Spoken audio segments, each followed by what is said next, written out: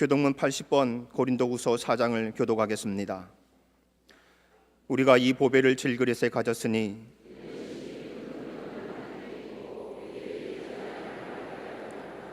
우리가 사방으로 우겨쌈을 당하여도 쌓이지 아니하며 박해를 받아도 버림받지 아니하며 우리가 항상 예수의 죽음을 몸에 짊어짐은 우리 살아있는 자가 항상 예수를 위하여 죽음에 넘겨짐은 아멘.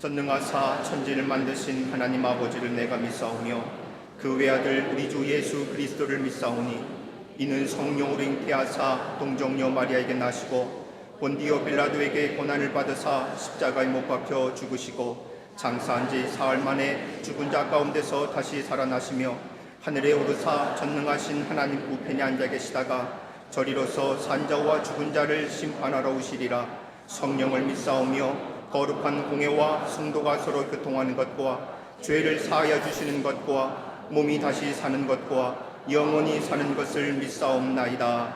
아멘.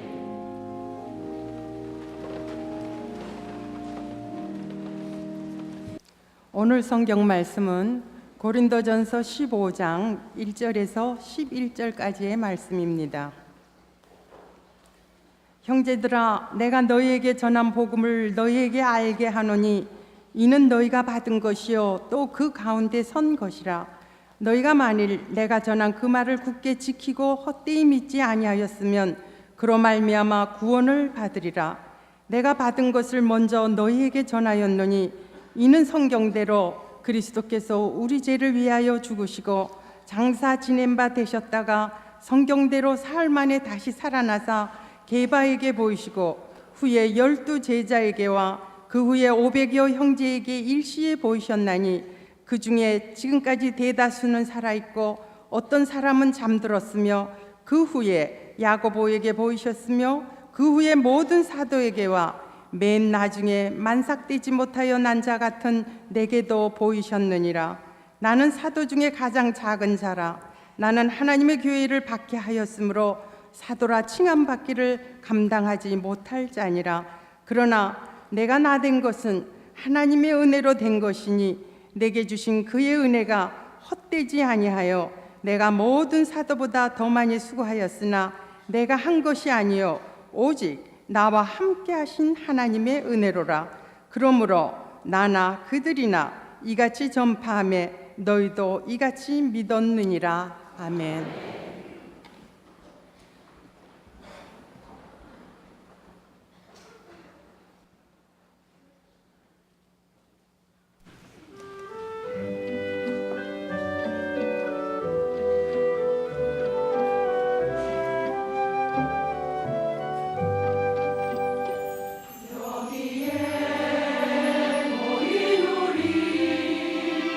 주의 은총 받은 자여라.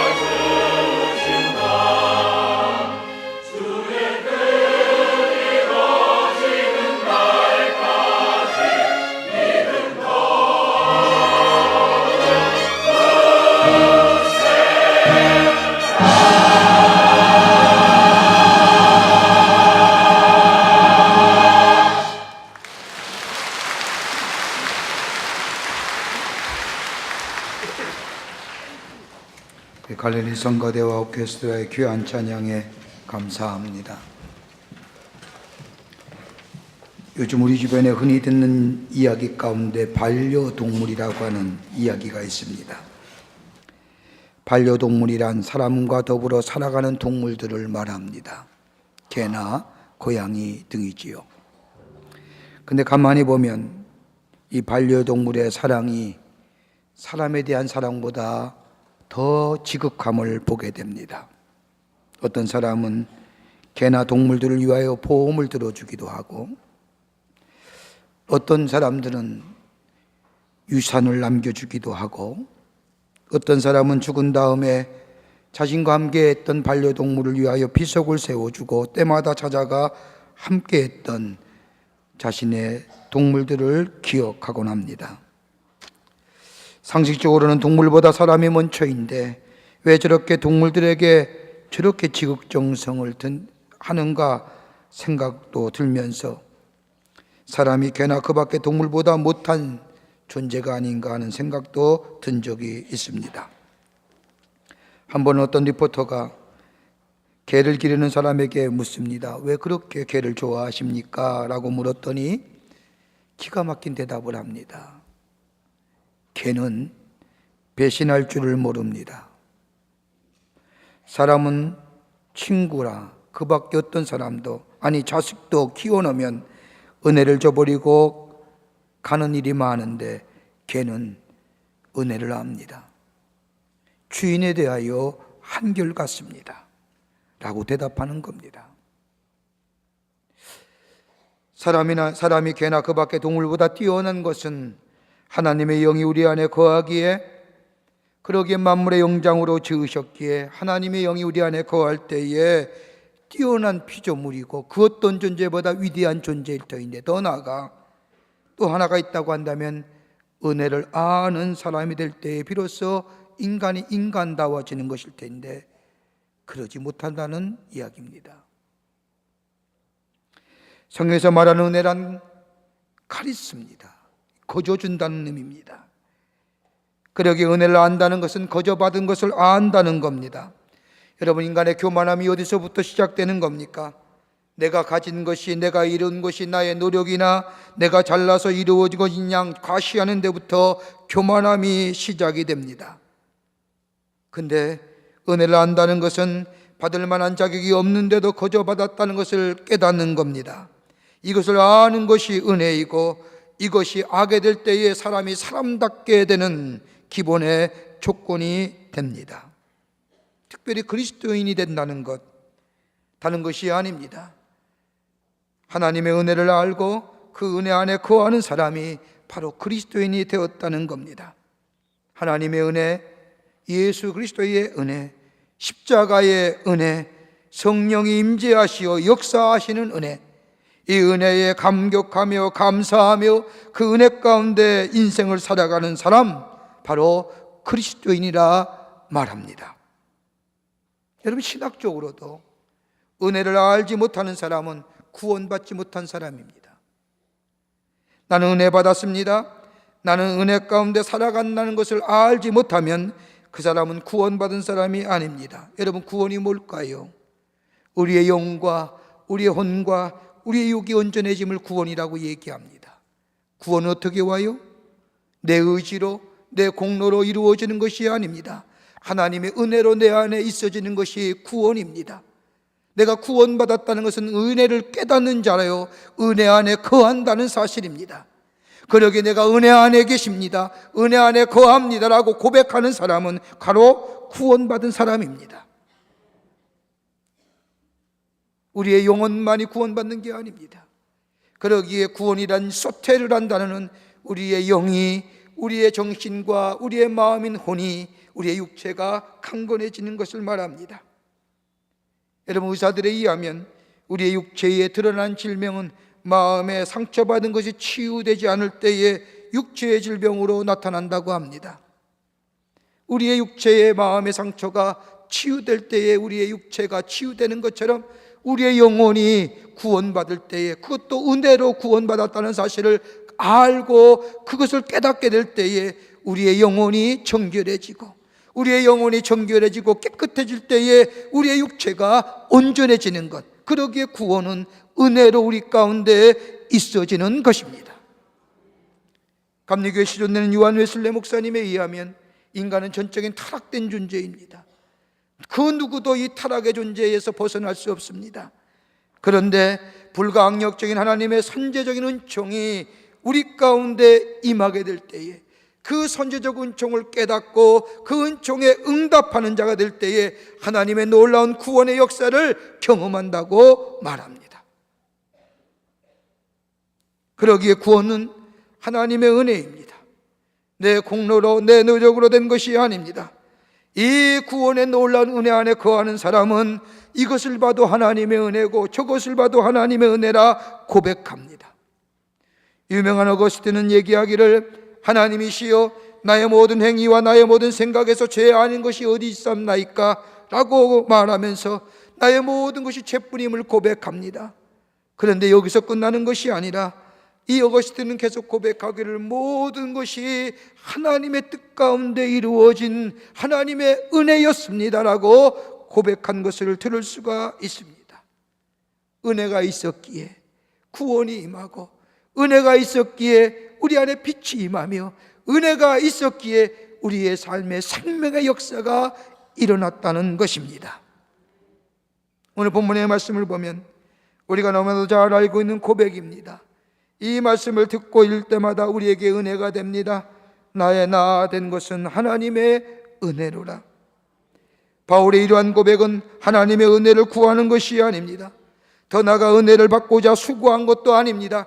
이미 자신은 은혜 받은 자라는 겁니다. 여러분, 그러기에 은혜 받은 고백 속에 나의 나 된 것은 하나님의 은혜로라. 여러분 가운데 이런 고백이 있다면 참다운 그리스도인의 모습일 것입니다. 이 고백이 있었기에 내가 나 된 것, 내가 하나님의 사도로 하나님의 나라의 복음을 전하는 자로 세움받은 것 다 하나님의 은혜인데, 이 은혜의 고백이 있는 바울에게는 그 어떤 불평이나 원망이 없었습니다.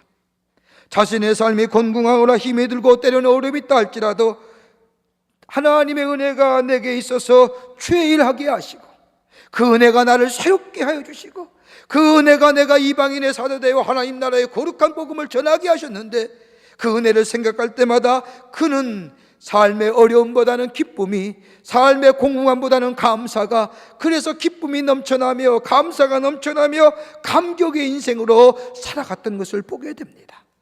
은혜를 알면 감사가 있습니다. 감사가 넘치면 그 인생 감격의 인생 됩니다. 감격의 인생이 넘쳐나면 그 삶은 열정의 삶으로 바뀌어집니다. 오늘 이 하나님의 은혜가 우리 가운데 임했습니다. 이 불가항력적인 하나님의 은혜, 이 은혜가 우리 안에 임하면 어떠한 존재의 삶으로 살아가는지요. 오늘 본문의 말씀을 통해서 몇 가지를 함께 나누어 은혜 받기를 원합니다. 첫째로, 불가항력적인 하나님의 은혜가 우리 가운데 임하면 능력의 사람 됩니다. 오늘 본문의 말씀을 보면 바울은 하나님의 은혜를 가리켜서 능력이라고 얘기합니다. 디나미스입니다. 파워입니다. 권능이라고 얘기합니다. 오늘 본문의 3절과 8절의 말씀을 보면 자신에게 나타나 보이신 하나님의 은혜를 이렇게 설명합니다. 은혜의 다양성이고 은혜의 보편성에 관한 말씀이지만 자신에게 임한 은혜가 어떤 것인가를 고백하는데, 3절과 8절의 말씀을 보면 성경대로 그리스도께서 우리 죄를 위하여 죽으시고 장사 지낸 바 사흘 만에 다시 살아나사 게바에게 보이시고 12제자에게와 그 후에 500형제들에게, 그 후에 야고보에게, 그 후에 모든 사도에게, 그리고 맨 나중에 만삭되지 못하여 난 자 같은 데게도 보이셨느니라.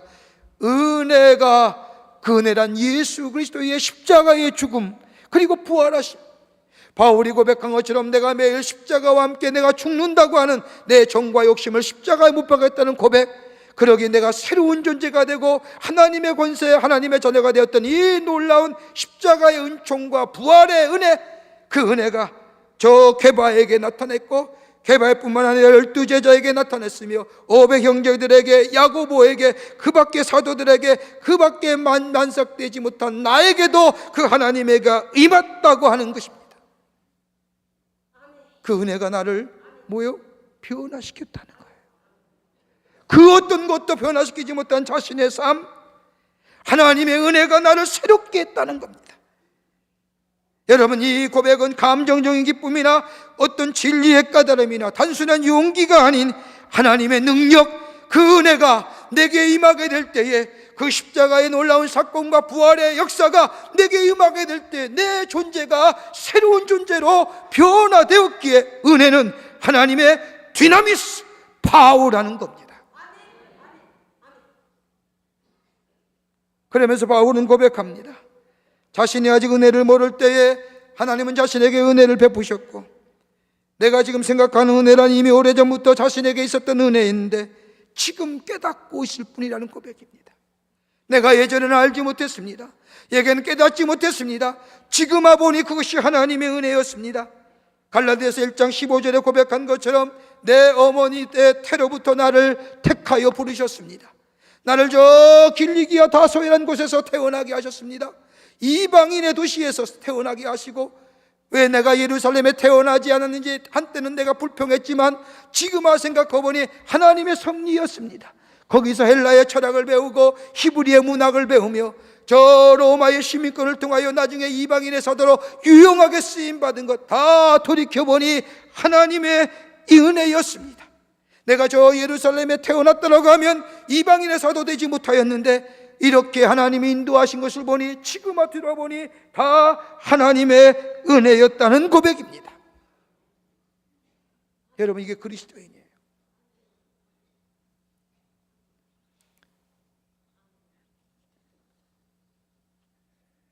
신학자이며 철학자인 폴 틸리가 쓴 책 가운데 존재의 용기란 책이 있습니다. 존재의 용기란 책을 보면 이렇게 얘기합니다. 자기의 긍정이고 존재의 용기를 가져다 준다는 겁니다. 나를 긍정적으로 바라볼 때에 비로소 실존의 용기, 존재의 용기가 생겨나는데, 여러분 가만히 보십시오. 우리의 인생 가만히 보면 부정적으로 볼 때가 참 많습니다. 나를 향하여 부정적으로 보고, 그리고 매사에 다른 것에 대하여 부정적이고 비판적으로 염세적으로 바라봅니다. 그러기에 그 삶에는 용기가 없다는 겁니다. 나를 자신을 긍정으로 바라보는 것, 하나님이 나를 용납하시기에 그 용납하심을 받아들일 때 그 안에 나라고 하는 존재가 긍정되어지고 이 긍정 속에 용기 있는 존재가 되는 겁니다. 이 용기는 지혜나 경험이나 능력이나 도덕적인 의의가 아니라 자격 없는 자임에도 불구하고 하나님이 주시는 은혜, 그 은혜를 받아들일 때에 내라는 존재가 새로워지고 내 존재가 긍정이 되고 이 긍정이 비로소 용기 있는 존재, 그러기에 용기의 근원은 하나님의 은혜라고 하는 겁니다. 정신목자학자인 브리치 볼치라고 하는 사람은 건강하고 능력 있는 인생을 살기에는 적어도 4가지의 특성이 있어야 된다고 얘기합니다. 이런 사람이 건강하고 능력 있는 인생이랍니다. 하나는 뭐냐? 자신이 누구인지를 정확히 아는 사람입니다. 내가 누구인지 아는 사람.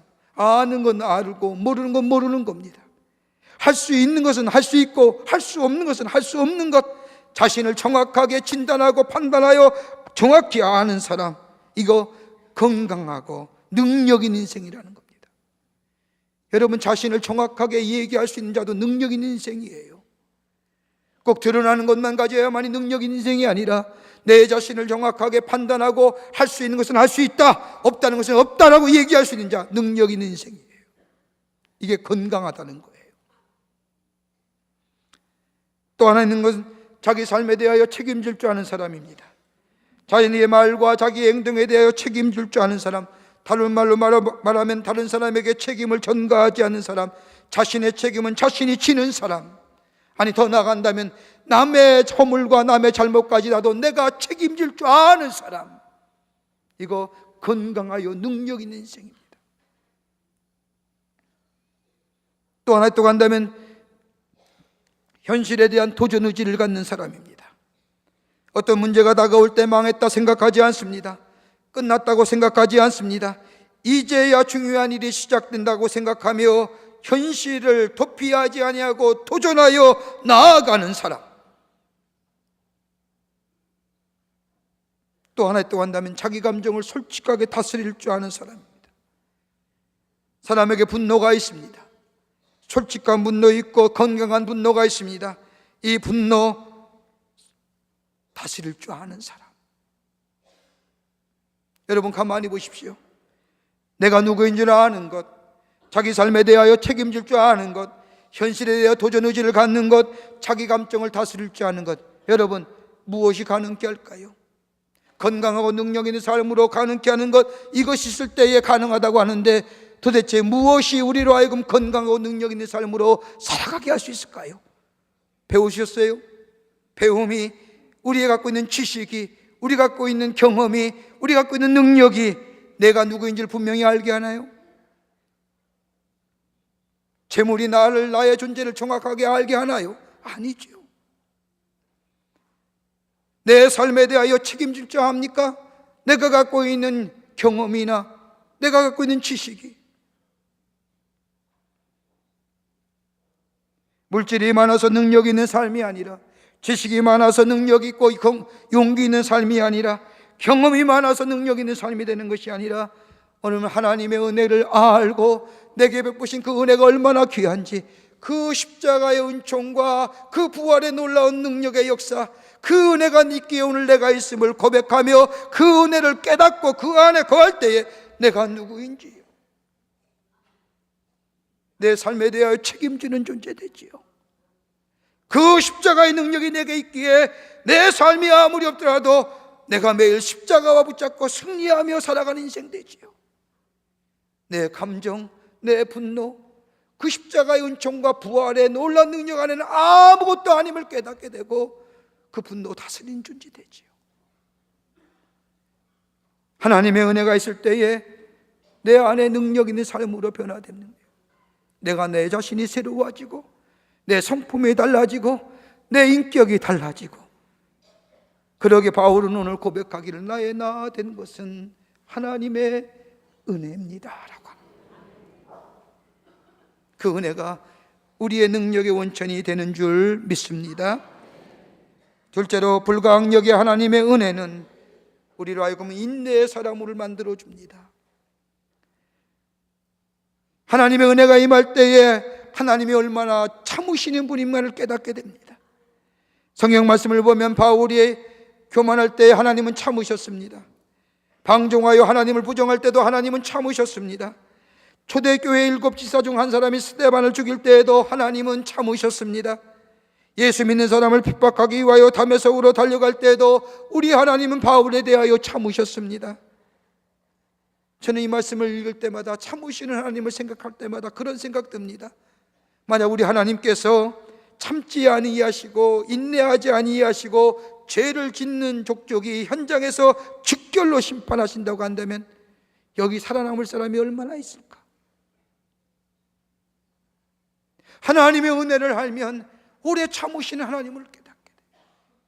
하나님의 은혜를 알게 되면 그 하나님의 참으심이 얼마나 귀하고 그 참으심이 나로 하여금 구원을 얻게 했다고 하는 그 놀라운 은혜와 감격 속에 살아가는 인생. 우리가 즐겨 부르는 찬송가, 나 같은 죄인 살리신 찬송가 305장에 그 찬송은 존 뉴턴이라고 하는 사람이 지은 찬송가입니다. 존 뉴턴은 저 영국의 노예 장사였습니다. 그뿐 아니라 알코올 중독자였습니다. 하루는 술을 거나하게 취해서 저 런던의 뒷골목을 걸어가고 있을 때에 어느 한 곳에서 찬송의 소리가 나자 술 먹은 김에 객기를 부리며 뭐가 이렇게 시끄럽게 구려 하면서 그 안에 있는 사람을 다 죽이겠다고 교회에 발로 차고 교회에 들어갔습니다. 그 자리에 앉아서 찬송을 들으며 주의 말씀을 들을 때 존 뉴턴의 마음에 변화가 생겼습니다. 그래서 지은 찬송, 나 같은 죄인 살리신 주 은혜 놀라워, 나 같은 죄인 살리신 주 은혜 놀라워, 잃었던 생명 찾았고 광명을 얻었네, 큰 죄악에서 건지신 주 은혜 고마워, 나 처음 믿는 시간 그 시간 귀하다라고. 오래 참으시는 하나님, 기다려주시는 하나님, 그 은혜가 너무너무 크고 감사해서 그는 가사로 하나님의 은혜에 놀랍다고 하는 그 가사를 줬고 그가 변하여 복음 전하는 전도자가 되어 일평생 예수 그리스도의 복음, 나 같은 죄인 살리신 주 은혜 고마워, 증거하다가 세상을 떠나며 마지막 때에도 그의 비서간에 나 같은 죄인 살리신, 다른 말로 말하면 하나님의 인내하심이 얼마나 귀한지, 하나님의 참으심이 얼마나 귀한지 증거하다가 세상을 떠난 것을 보게 됩니다. 그러기에 은혜에 대한 사양함이 없어야 됩니다.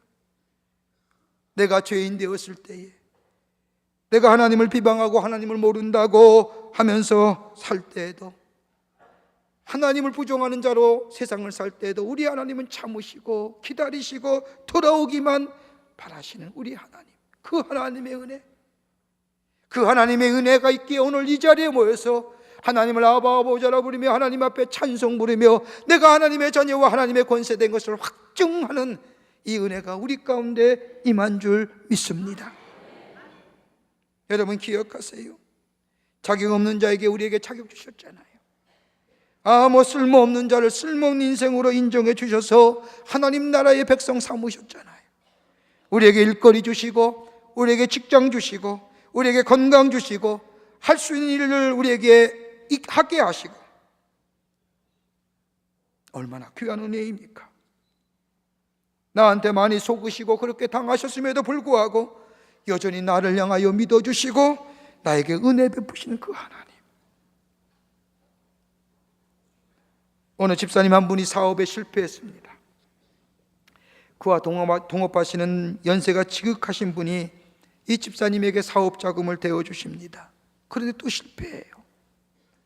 그래도 또 대어주십니다. 그렇게 서너 번 대어주시는데 옆에 있는 사람이 그것을 보고 이 나이 드신 분에게 묻습니다. 어르신, 저 사람 사업 수완이 없어서 매번 번번이 실패하는 것 같은데 왜 자꾸 사업 자금을 대주시는 겁니까? 라고 물었더니 이 노인이 하시는 말씀, 이미 들어간 곳으로 찾으려면 저 사업 일으켜야 되지 않소. 우리 하나님이 그런 거예요. 실패하고 넘어지고 쓰러지고 하나님 모른다고 부정하며 교회 떠나고 말씀 떠나고 하나님을 떠났던 우리의 삶, 그럼에도 불구하고 우리 하나님은 그대로 참으시고 인내하시고 돌아오기만 하면 기쁜 맛으로 안아주시는 그 하나님의 은혜, 그 하나님의 은혜를 깨닫게 될 때 하나님의 인내하심이, 하나님의 자비로우심이, 하나님의 사랑이 얼마나 큰지 새롭게 깨닫게 되며 우리의 믿음이 더욱더 성숙해지며 그 인내하심을 통하여 다른 사람에 대하여 인내할 수 있는 하나님의 사람으로 새롭게 변화되는 역사가 우리 가운데 있게 될 줄 믿습니다. 이 은혜 저버려서는 안 됩니다. 이 은혜 간직하셔야 됩니다. 이 은혜 거하고 우리 또한 하나님이 나를 향하여 참은 것 가움 다른 사람에 대하여 인내할 수 있는 자 될 때에 이 땅에 복음의 역사가 놓아가는 놀라운 주의 은혜가 임하게 될 줄 믿습니다. 끝으로 불가항력적인 하나님의 은혜를 아는 사람은 겸손의 사람 됩니다. 오늘 10절 말씀을 보십시오. 그러나 내가 나아된 것은 하나님의 은혜로 된 것이니 내게 주신 그의 은혜가 헛되지 아니하여 내가 모든 사도보다 더 많은 수고하였으나 내가 한 것이 아니요 오직 나와 함께 하신 하나님의 은혜로라. 9절의 말씀을 보면 더 실존적 고백합니다. 나는 사도 중에 가장 작은 자라. 나는 하나님의 교회를 박해하였으므로 사도라 칭함받기를 감당하지 못할 자니라. 여러분 오늘 귀한 말씀 보세요. 여기에 사도 바울의 고백에 나는 사도 중에 가장 작은 자라, 자신의 실존의 고백입니다. 내가 누구냐? 사도 가운데 가장 작은 자랍니다. 자신의 겸손함을 얘기하지요. 여러분 정말 사도 바울이 가장 작은 자입니까? 아니에요. 바울처럼 위대한 이방인의 사도가 어디 있습니까? 그가 하나님의 감동을 받아 쓴 성경의 말씀 보세요. 얼마나 귀한 말씀입니까? 그가 정리한 로마서에 나타난 하나님의 말씀, 예수 그리스도에 관한 이야기를 보면 이처럼 불셀출에 기독교의 신앙을 정립한 것이 없습니다. 그가 전한 복음의 역사는 어떤 겁니까? 그가 행한 일들을 보면 사도 바울이야말로 겸손할 수 없는 사람입니다. 그럼에도 불구하고 바울은 오늘 철저하게 나는 사도 중에 가장 작은 자라 얘기합니다. 왜 그럴까요? 하나님의 은혜를 생각해 보니 저는 보잘것없다는 거예요. 여러분, 하나님이 우리에게 주신 은혜 가운데 가장 큰 은혜가 무엇입니까? 겸손의 은혜입니다. 하나님이 우리에게 주신 가장 으뜸되는 복이 뭔지 아십니까? 재물도 아닙니다. 뛰어남이 아닙니다. 사회적 명성도 아닙니다. 겸손입니다. 낮아짐입니다. 어떤 사람이 말하기를 모든 것을 배웠을 때 겸손함을 배우지 못한 사람은 사람이 아니라고 얘기한 것처럼 우리의 삶, 지금의 시대에 겸손하기가 쉽지 않습니다. 겸손한다고 하는 건 그만큼 복받은 인생은 없습니다. 그 겸손은 어디서 출발하느냐? 다른 것이 아니라 하나님의 은혜, 하나님의 은혜 생각하면 나 같은 자 살리시고 하나님의 자녀 되게 하신 그 은혜 생각하면 낮아질 수밖에 없어요. 사도 바울에게 이 겸손의 은혜를 주셨습니다. 여러분, 고린도후서 12장 7절의 말씀을 보면 바울은 자신의 삶에 대하여 이렇게 얘기합니다. 여러 계시를 받은 것이 지극히 크므로 너무 자고하지 않게 하시려고 내 육체의 가시 곧 사단의 사절을 주셨으니, 바울에게는 육체의 가시가 있었습니다. 그걸 사단의 사자라고 부릅니다. 하나님이 여러 가지 계시를 내게 주셨습니다. 바울, 그가 방언의 은사와 병 고치는 은사와 죽은 자를 살리시는 놀라운 능력의 은사들을 바울에게 주셨습니다. 그걸 계시라고 얘기합니다. 그런데 내게 많은 계시를 주셨는데 내가 너무 교만하지 않기 위해서 하나님께서 내게 육체의 가시를 주셨다는 겁니다. 바울은 이것을 위해서 기도했지요. 3번씩이나 하나님 앞에 간절히 기도했습니다. 기도할 때의 마지막에 주의 음성이 들려옵니다. 내게 내 은혜가 족하다라는 말씀을 듣고 이것조차 하나님의 은혜로 받아들입니다. 그리고 생각합니다. 조금만 나아졌다고 하면 오만불순해지는 자신의 모습, 조금 나가지면 교만해져 다른 사람의 형편이나 처지를 헤아리지 못하는 자신의 모습, 내가 나를 알고 있는 것보다 하나님이 자신을 더 잘 알고 계시기에 하나님이 이것조차 은혜로 내게 주신 것, 내가 너무 교만하지 않기 위해서, 그러기에 바울은 이 육체의 가시를 하나님의 은혜로 생각하고 그 은혜가 있기에 내가 겸손할 수 있다고 해석합니다. 은혜를 깨닫고 나면 보는 것이 달라집니다. 은혜를 깨닫고 나면 생각이 달라집니다. 은혜를 깨닫고 나면 다른 사람을 보는 관점이 달라집니다. 사고가 달라지고 시각이 달라지고 이 은혜 안에 거하는 자는 철저하게 겸손해집니다. 그러기에 오늘 사도 바울이 난 사도 중에 가장 작은 자라 고백하는 겁니다. 이런 이야기가 있습니다. 자동차 1급 정비사인 미국 청년 하나가 하루 낡은 자동차를 한 대 사가지고 잘 수리하여 운전하고 다녔습니다. 근데 어느 날 길 가운데를 가다가 이 자동차가 덜컥 고장난 겁니다. 본넷을 열어놓고 이것저것 손대면서 엔진을 시동을 걸려고 하는데 도무지 시동이 걸리지 않습니다. 땀을 뻘뻘 흘리고 있는데 한 노인이 그 길을 지나가다가 차를 세우고 청년 어깨 너머로 엔진을 들여다보고 말합니다. 여보 젊은이, 내가 좀 도와줄까요? 그러자 이 청년은 한마디로 이 노인에게 면박을 줍니다. 쓸데없는 소리 마세요. 내가 이래도 1급 자동차 정비사입니다. 1급 정비사라고요. 그렇게 해놓고 다시 열중하여 자동차를 고쳐보고 엔진에 시동을 걸려고 하는데 도무지 시동이 걸리지 않습니다. 옆에서 보고 있던 노인이 그 청년을 보고 잠시 자리를 비켜달라고 하면서 손을 엔진의 깊은 곳에 대더니 무엇인가를 만집니다. 그리고 노인이 청년 보고 엔진에 시동을 걸라는 겁니다. 시동을 거니 시동이 걸립니다. 무안해진 청년이 이 노인에게 묻습니다. 노인장, 당신 누구십니까? 라고 묻자 이 노인이 이 청년에게 대답하길, 나요? 나는 이 자동차를 만든 헨리 포드요. 이 청년은 그 자리에서 고개 숙여 자신의 교만함을 사과했다는 이야기가 있습니다. 우리가 무엇을 알든지 무엇을 가졌든지 무엇을 배웠든지 교만할 자격 없어요. 다 하나님의 은혜입니다. 제가 이렇게 강단에 서서 하나님의 말씀을 전하는 것조차도 하나님의 은혜입니다.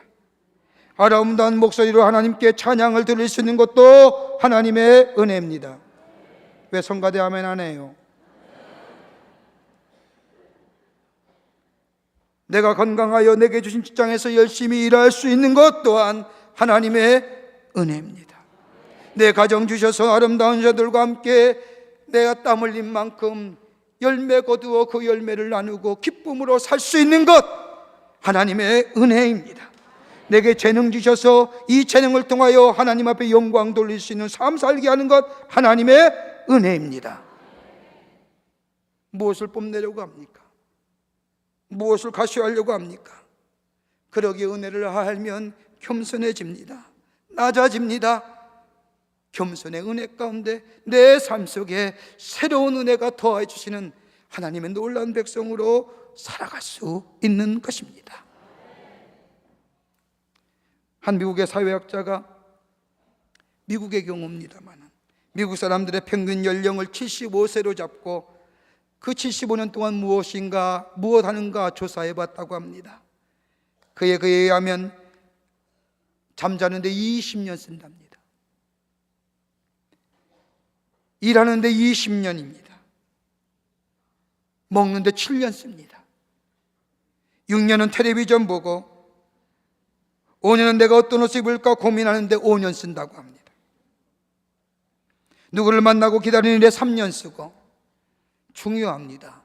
화장실에서 2년 반 쓴답니다. 잡생각에 2년만 쓰고, 커피나 차를 마시는데 2년 쓰고, 그리고 전화 받는데 1년 등 무려 75년을 이렇게 쓴다고 합니다. 그래서 이 사회학자가 시간별로 한번 따져봤습니다. 아침 6시부터 저녁 12시까지 나누어서 인생의 연령별로 나이별로 시간을 따져보았다고 합니다. 15살이라면 그 학생의 인생의 시간은 오전 9시 38분이랍니다. 20세라면 10시 51분입니다. 25세라면 12시 4분입니다. 30세라면 오후 1시 17분입니다. 45세라면 오후 4시 56분입니다. 50세라면 6시 8분입니다. 55세라면 저녁 7시 55분입니다. 저 인생의 시간이 저녁 7시 55분입니다. 60세라면 저녁 8시 34분이고, 만약 여러분의 나이가 65세라면 그의 인생의 시간은 저녁 9시 47분입니다. 70세라면 밤 11시입니다. 70세가 넘으셨다면 인생의 마지막 12시가 가까이 옵니다. 무엇 자랑하실래요? 얼마 남지 않은 시간, 내게 부신 하나님의 은혜가 너무 많은데 무엇으로 갚으실 거예요? 그 은혜가 나를 능력 있는 인생으로 살게 하시고, 그 은혜를 할 때 하나님의 사랑이 얼마나 큰지, 나를 향한 하나님의 참으심과 인내하심이 얼마나 귀한지, 그것 때문에 내가 오늘 여기 있는 것이고, 그 은혜를 알고 깨닫게 될 때에 내가 낮아지는데 이제 무엇해요? 우리의 인생의 마지막 시간이 점점점 다가오는데, 은혜 알고 은혜를 깨닫으면 은혜 보답하는 인생 사는데 다름이 아니라 지금이라도 그 은혜 안에 거하며 하나님의 사랑으로 말씀 속에서 주의 뜻하신 바를 이루어 나아가는 우리의 인생의 걸음을 될 때에 은혜가 은혜를 더하게 하시고, 우리를 하여금 은혜 안에 자라게 하시고, 우리를 하여금 은혜 안에 성숙해 하셔서 하나님의 약속의 성취를 우리의 가운데 허락하시고, 우리를 통하여 그 은혜 안에서 나를 나되게 하신 하나님의 놀라운 은혜를 증거하는 하나님 나라의 복된 백성의 삶으로 살아가게 하실 줄을 믿습니다. 이 놀라운 은혜 여러분과 저가의 풍성히 임하기를 주의 이름으로 간절히 축원합니다. 사랑해 주님 감사합니다. 저희들 사랑해 주셔서 하나님의 자녀 삼으신 것 하나님의 은혜입니다. 내가 여기까지 와 이 자리에 앉아 있는 것도, 바울이 고백한 것처럼 나의 나 된 것도 하나님의 은혜입니다.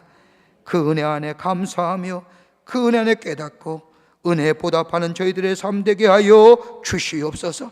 이제라도 늦지 않았사오니 은혜 안에 거하여 주의 말씀과 주의 사랑 안에 주 떠나지 아니하고 주님 붙잡고 사는 저희들 되게 하여 주셔서 저희 안에 풍성한 열매가 맺어지고 그 열매를 통하여 다른 사람에게 축복을 나누어 줄 수 있는 저희들의 삶 되게 하여 주시옵소서. 성령이 도우실 줄 믿사옵고 예수님의 이름으로 기도하옵나이다. 아멘.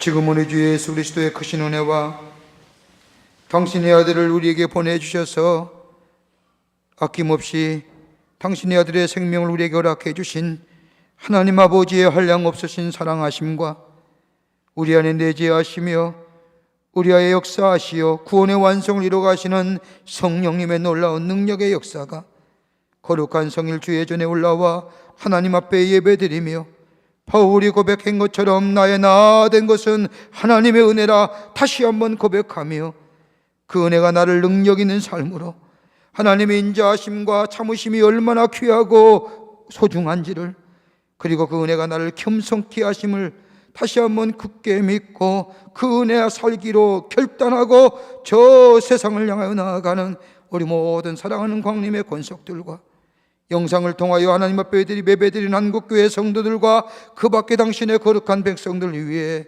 주께서 지금으로부터 영원토록 함께 하시기를 간절히 축원하옵나이다. 아멘. 조신 하나님, 조신 하나님, 참 조신 나의 하나님,